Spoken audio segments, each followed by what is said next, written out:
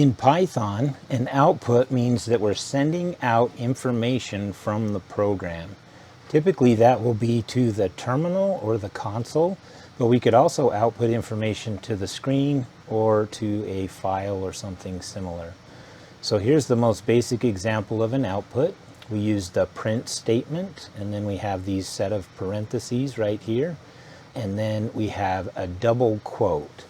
So in Python we can use either a double quote or a single quote, and then we can output some text. So in this example we're outputting this information, hello world. Typically you can use double quotes if you want to do something for longer strings, and single quotes for shorter instances of strings. There's variation in whether or not you want to use both.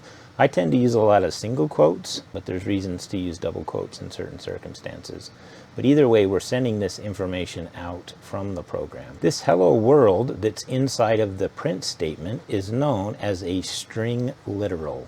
So this is a data type known as a string, and we're outputting that information to the terminal. We can also output variables. Here I'm creating a variable called wage, and that wage is a number, the number 25, and then I can output that information. So I say print and then wage. Notice that there's no quotes in there because I'm outputting this variable, and this should print out the number 25. An input means that we're bringing in information into the program. That could be typically something the user types into the program, but we could also get information from a file, a sensor if it was a robot.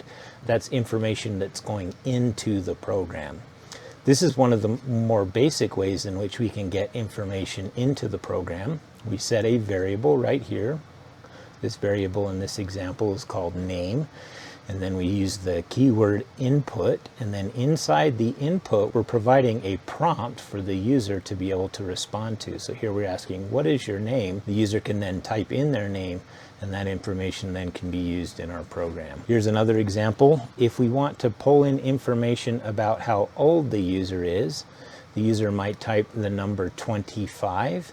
That number, when it comes into an input statement, is automatically converted to a string. So a string is a set of characters.